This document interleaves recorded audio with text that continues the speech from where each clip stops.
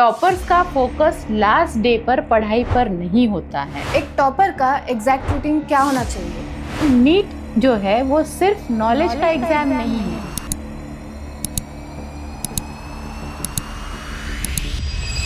Last day का golden rule क्या होगा? आखिरी मिनट में तलवार तेज नहीं की जाती, दुश्मन का इंतजार किया जाता है। लास्ट डे कितने घंटे पढ़ना चाहिए? नीट रैंक एक्यूरेसी से बनती है, अटेम्प्ट से नहीं। What is the smart revision strategy for the last day? NEET सिर्फ नॉलेज का टेस्ट नहीं है, ये नीट देने वाले स्टूडेंट्स को सिर्फ 3 एडवाइस देनी हो तो क्या देंगे?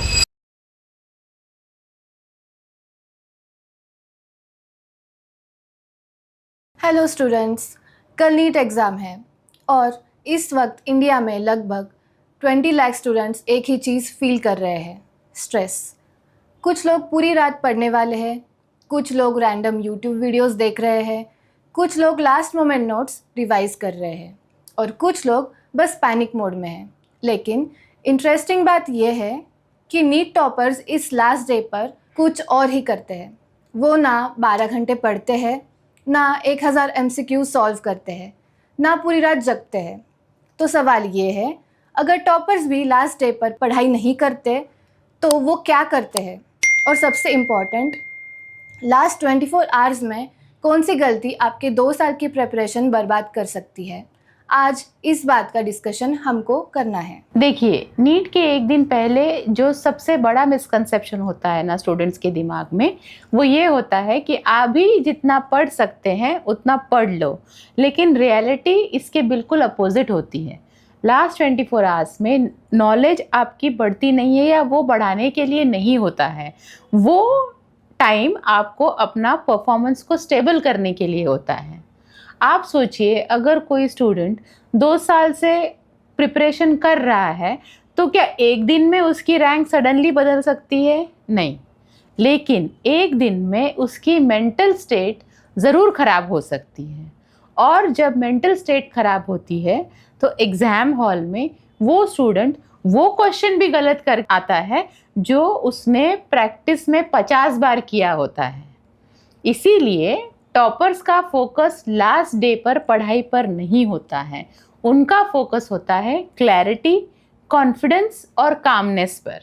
उन्हें पता होता है कि कल एग्ज़ाम में उन्हें नया नॉलेज नहीं चाहिए, उन्हें अपना एग्जिस्टिंग नॉलेज परफेक्ट तरीके से यूज़ करना है।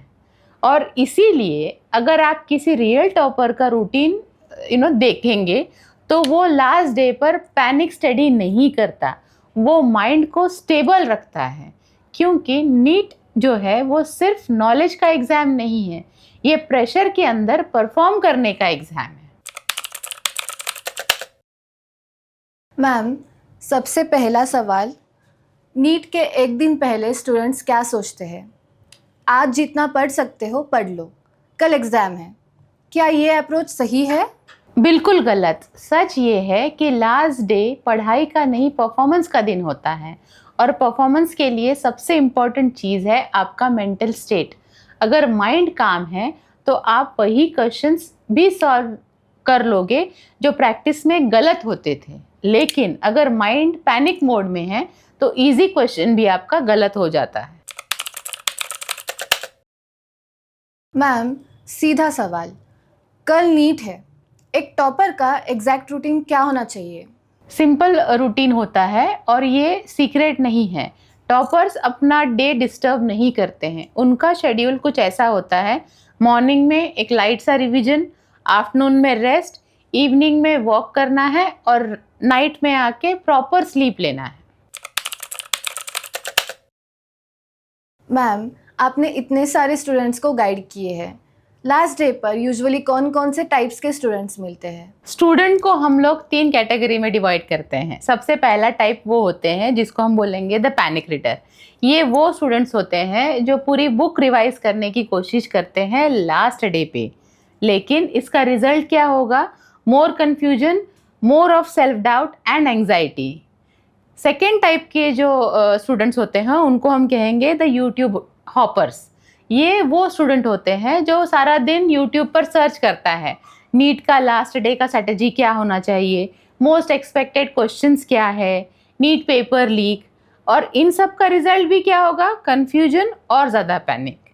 थर्ड टाइप ऑफ स्टूडेंट्स जिसको हम कहते हैं द स्मार्ट परफॉर्मर्स, ये वो स्टूडेंट होते हैं जो सिर्फ अपना कॉन्फिडेंस मेंटेन करते हैं, कोई नया टॉपिक नहीं, नो हेवी स्टडी, बस माइंड को स्टेबल रखते हैं। मैम, लास्ट डे पर सबसे डेंजरस मिस्टेक क्या हो सकती है? सबसे डेंजरस मिस्टेक आपकी ये होगी कि आप कोई नया टॉपिक शुरू करो। मान लो कोई फ्रेश नया टॉपिक शुरू किया और वो समझ में नहीं आया, तो इसका रिजल्ट क्या होगा कि आपका जो कॉन्फिडेंस है वो पूरा क्रैश हो जाएगा, और जो आता है वो भी आप भूल जाओगे, बिकॉज दिमाग यही बोलने लगेगा कि मुझे तो ये समझ में ही नहीं आ रहा है। मतलब एक टॉपिक के वजह से पूरा माइंडसेट डिस्टर्ब हो सकता है। एग्जैक्टली। सो लास्ट डे का गोल्डन रूल क्या होगा? वो ये होगा कि if you did not study it earlier, you don't have to do it today. तो सबसे प्रैक्टिकल सवाल, लास्ट डे कितने घंटे पढ़ना चाहिए? लास्ट डे सिर्फ 3 से 4 घंटे मैक्सिमम पढ़ना चाहिए, और वो भी लाइट रिवीजन, जैसे एनसीईआरटी के डायग्राम्स, कुछ इंपॉर्टेंट रिएक्शंस, फॉर्मूलाज और बायोलॉजी के फैक्ट्स। और मैम, एमसीक्यूज का क्या? मैक्सिमम 30 to 40 क्वेश्चन सॉल्व करने हैं, वो भी सिर्फ अपना कॉन्फिडेंस बढ़ाने के लिए। मैम, रियल प्रॉब्लम ये होती है कि पैनिक कंट्रोल नहीं होता। स्टूडेंट्स को लगता है अगर मैं अभी नहीं पढ़ा तो रैंक ख़राब हो जाएगी, मुझे कुछ भी याद नहीं आ रहा है। ये जो ब्लैंक होने वाली फीलिंग होती है ना, इसको साइकोलॉजी में कॉग्निटिव ओवरलोड कहते हैं।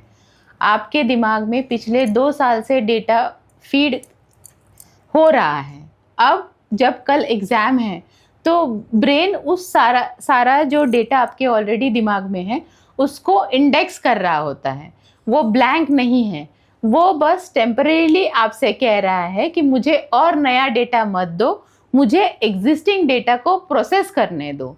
जो टॉपर्स होते हैं उनका मेन सीक्रेट ये नहीं है कि उन्हें डर नहीं लगता, उनका सीक्रेट ये है कि वो इस फीलिंग को एक्सेप्ट कर लेते हैं। तो जब ये फीलिंग आए एग्जैक्टली उस मोमेंट पर क्या करना चाहिए?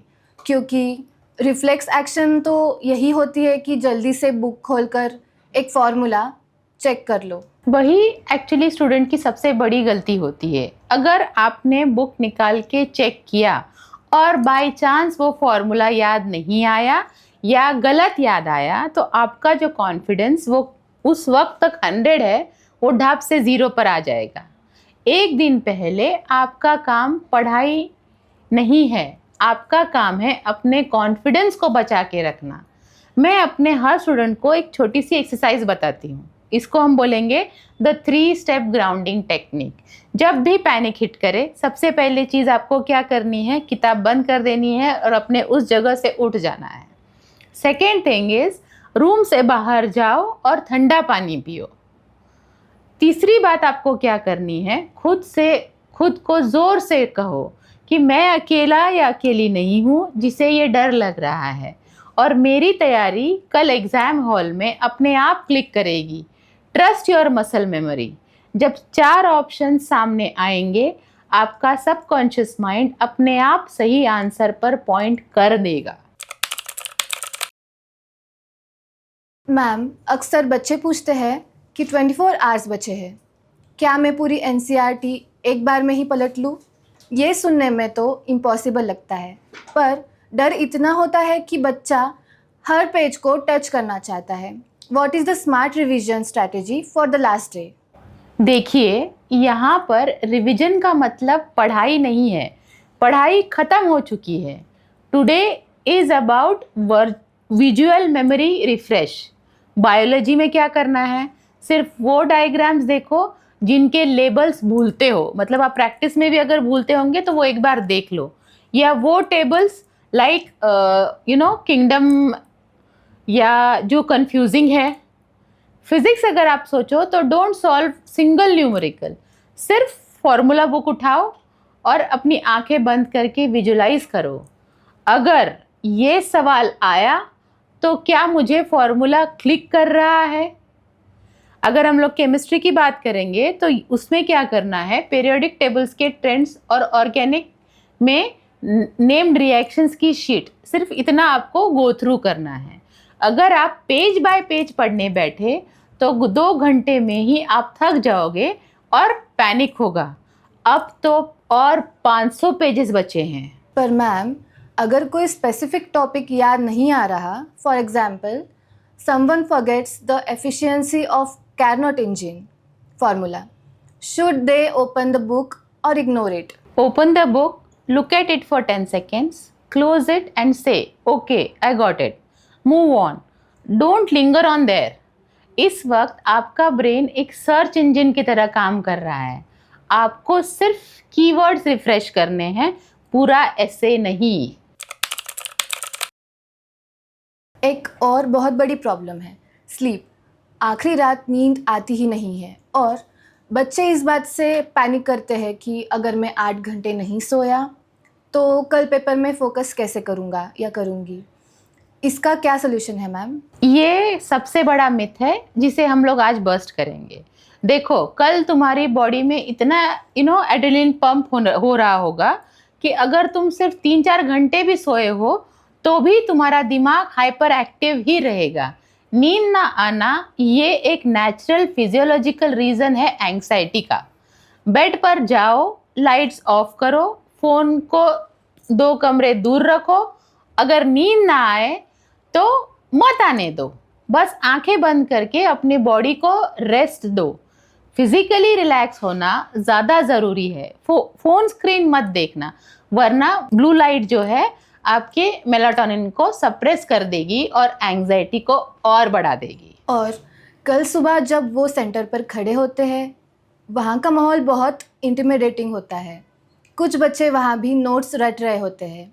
उस वक्त एक स्ट्रॉन्ग माइंडसेट कैसे मेंटेन करें? बहुत सिंपल रूल है, आइसोलेट योरसेल्फ। सेंटर के बाहर जो बच्चा आखिरी 10 मिनट में पढ़ रहा है वो डरा हुआ है, उस डर को खुद पर रिफ्लेक्ट मत होने दो। ईयर प्लग्स लगा लो या अपना कोई फेवरेट सूदिंग गाना सुनते रहो जब तक अलाउड हो। किसी से आंख मत मिलाओ, किसी से मत पूछना कि उसने कितने मॉक टेस्ट दिए हैं या कैसी उसकी तैयारी है। सेंटर के बाहर सिर्फ खुद की एनर्जी को कंजर्व करो। आप एक योद्धा हो जो कल एक लड़ाई लड़ने वाले हो। आखिरी मिनट में तलवार तेज नहीं की जाती, दुश्मन का इंतजार किया जाता है। मैम, एग्जाम हॉल में एंट्री के बाद क्या माइंडसेट होना चाहिए? सिंपल थॉट, मुझे सब सॉल्व नहीं करना है, मुझे बस जो आता है उसी को सही से सॉल्व करना है। नीट रैंक एक्यूरेसी से बनती है, अटेम्प्ट से नहीं। मैम, लास्ट डे एक और बड़ा विलेन होता है, द स्मार्टफोन।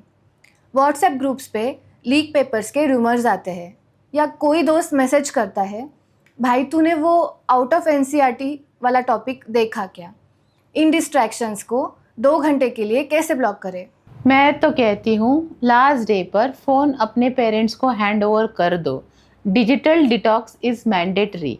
नीट सिर्फ नॉलेज का टेस्ट नहीं है, ये इमोशनल इंटेलिजेंस का भी टेस्ट है। एक टॉपर और एक एवरेज स्टूडेंट में बस इतना ही फ़र्क होता है कि टॉपर को भी डर तो लगता ही है, बट वो उस डर को एम्प्लीफाई करने वाले लोगों से दूर रहता है।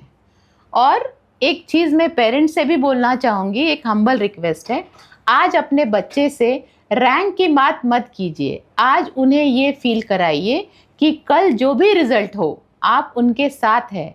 ये सिक्योरिटी बच्चे को एग्ज़ाम हॉल में 10 से 15 मार्क्स एक्स्ट्रा दिला सकती है because of a relaxed mind. Ma'am, अगर आपको कल नीट देने वाले स्टूडेंट्स को सिर्फ 3 एडवाइस देनी हो तो क्या देंगे? 3 सिंपल बातें।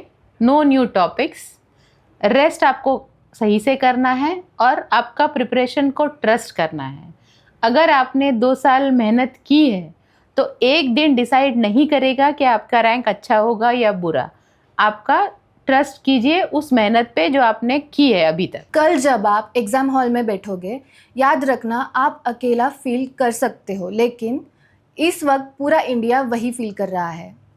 लेकिन डिफरेंस ये होगा, कुछ लोग पैनिक करेंगे और कुछ लोग परफॉर्म करेंगे, और जो परफॉर्म करेंगे उनमें से एक आप हो सकते हो। अगर आज का एपिसोड यूज़फुल लगा हो तो लाइक कीजिए, शेयर कीजिए किसी नीट एस्पिरेंट के साथ, और चैनल को सब्सक्राइब करना मत भूलिए। मैं हूँ जानवी वर्मा और मिलते हैं नेक्स्ट एपिसोड में एक और इम्पॉर्टेंट टॉपिक के साथ। Until then, study smart, stay consistent, and keep moving towards your dream.